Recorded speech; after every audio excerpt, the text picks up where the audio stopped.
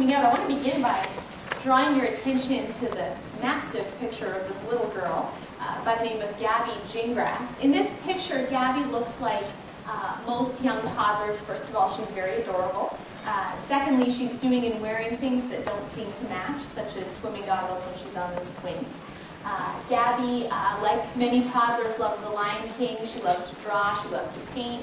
And yet there's something about Gabby that makes her different from most children and adults in the world. And that is that Gabby doesn't have the ability to feel pain. When she was teething, she chewed her tongue like it was bubble gum and bit her fingers until they bled. And she never felt pain to tell her to stop doing those things. Gabby is wearing those swimming goggles because it's her parents' attempt to preserve the one eye she has left.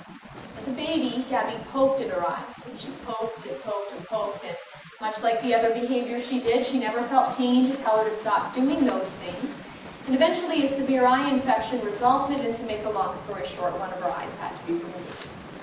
Now, would we ever say that Gabby is not a person because she doesn't have the ability to feel pain? Obviously not. I mean, heaven forbid, should one evening someone barge into her family's home and kill her parents and kill her, would we say it was a crime her parents were killed, but not a crime Gabby was killed, because at the time of Gabby's death, she wouldn't have felt pain?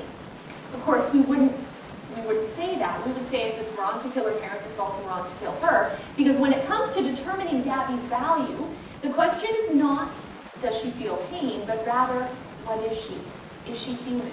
And if we determine that Gabby is human like her parents, therefore we need to protect and respect Gabby's life regardless of her inability to feel pain. Now, I bring that up because when it comes to the very controversial issue of abortion that I'm here to speak about this evening and have some interaction with you about this evening, oftentimes people raise the issue of fetal pain, the idea being if the unborn don't feel pain, then abortion is justified, or it's at least morally acceptable.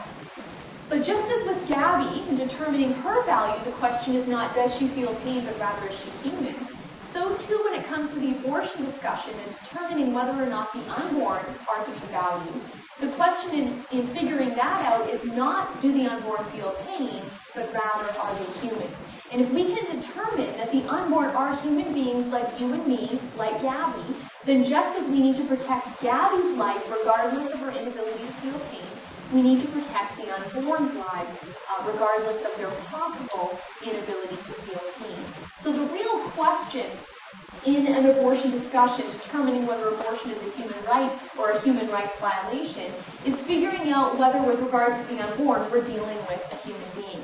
And so in my brief presentation time this evening, I'm going to focus on answering the question, what are the unborn, in order to show that indeed they are human beings. And then I'm going to briefly look at the question, answering the question, what is abortion, in order to show that it's an action which kills those human beings, and therefore draw the conclusion from that information that abortion would be classified as a human rights violation. What I want to do before beginning to answer those two questions, however, what are the unborn, what is abortion, is I want to address sometimes an objection that I hear, and that is sometimes people will say that the abortion debate and determining whether the action of abortion is right or wrong cannot be simplified to answering simply the question, are the unborn human and does abortion kill? But instead, sometimes people say we determine whether the action of abortion is right or wrong on a case-by-case basis. What we need to do is look at the individual circumstances a pregnant woman finds herself in, and only by examining that situation can we determine whether abortion is right or wrong. And so some circumstances people often propose as justifying abortion are things like rape, situations such as poverty, unwantedness, disability. But in each of those circumstances, we have to ask ourselves, would we ever permit someone to kill a born human being to respond to those crises? And if we wouldn't permit someone to kill the born in response to that circumstance, but we would permit them to kill the unborn, then what that shows is that the real issue in determining whether abortion is right or wrong is not looking at the circumstances of the pregnancy, but instead figuring out if the unborn are human or not. So take, for example, to illustrate my point, let's take the situation of rape. Indeed, that's a horrible atrocity. It's unjust. It's unfair.